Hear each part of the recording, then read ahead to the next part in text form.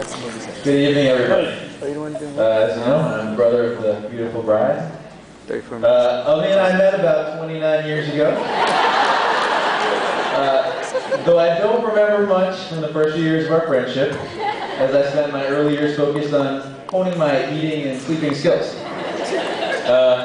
It was immediately clear that there was a difference between me and my sister. Avani remembered everything, people, places, names. She started speaking by the age of 1 and was reading by the age of 3.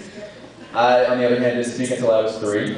And even then, I was mostly just asking for another cookie or more cake. Since our roles were clearly defined from the beginning, there made for a little competition between the two of us. Avani was the brains of the operation, and I was her faithful accomplice. Now, I don't want to give you the wrong impression of my sister. While she has a heart of gold and has always been there for me, she has the mind of a diabolical genius.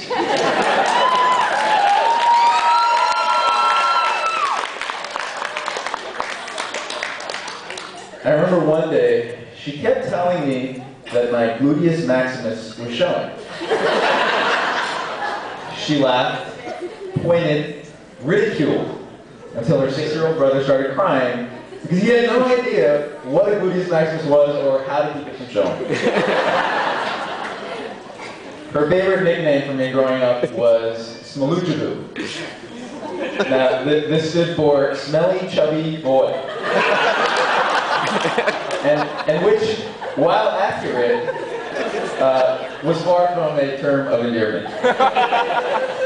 She would taunt me, dancing around, saying, "Smaluchaboo, smaluchaboo."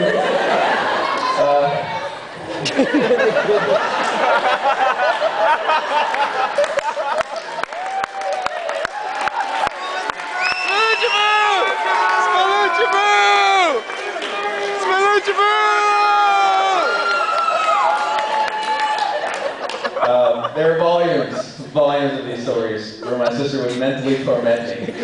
And not knowing what else to do, I would push her, pinch her, retaliation. And every story has the same ending, with Mom and Dad yelling at me, and my sister standing off in the corner with this mischievous grin.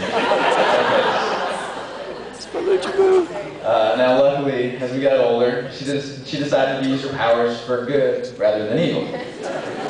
Despite the years of torment, we've become very close in the last 10 years.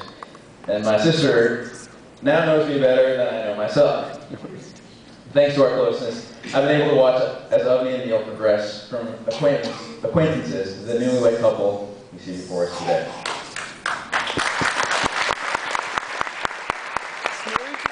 So, for those of you who don't know the full story, here's the abridged version. Avani and Neil, no, relax. Avani and Neil met when they were very, very young, and if you were looking at the poster boards outside, you saw there's some pictures of us when we were yay big, and I was a smaluchaboo. Anyway, so they met a long time ago, and they more recently reconnected at a recent Unman family event. Let's see, where'd they go? So, emails, when they reconnected, emails turned into phone calls, and a friendship was born. Even before they were dating, when Avani had a bad day, she would call me, but no matter what I said, or what I did to help, our calls would end with Avani saying, "I'm going to call Neil. He'll understand. He'll make it better." Smaluchaboo. Obviously, there was a little bit more than friendship brewing. When they first started dating, my sister and I were living in Chicago. And one night over dinner, she told me how she wished that Neil would send her flowers or a card or something to let her know that he was thinking about her. The very next day, Avani gets home from work, and there's a bouquet of yellow roses waiting at the front desk. She didn't say anything to Neil, he just sent her flowers. So I call her in the evening when I get home, and she told me Neil had sent her flowers. So that's great, you know? You must be really happy. Her response, he sent me yellow flowers.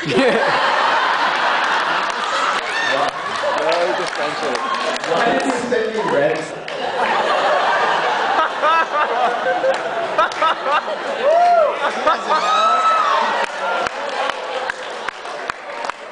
So naive, so naive.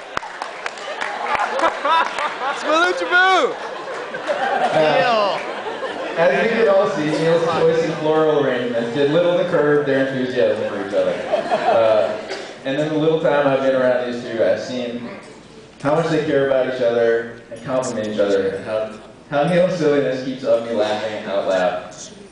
Neil, I've told you this many times already, but in all my life, my sister has never smiled and laughed as much as she does when she's around me. Just the other night, my sister called me when the two of them were driving home, and she kept giggling through the whole conversation because Neil was singing about caramel ice cream. This grown 34-year-old musician was so excited to get home to dessert, he was singing about caramel ice cream.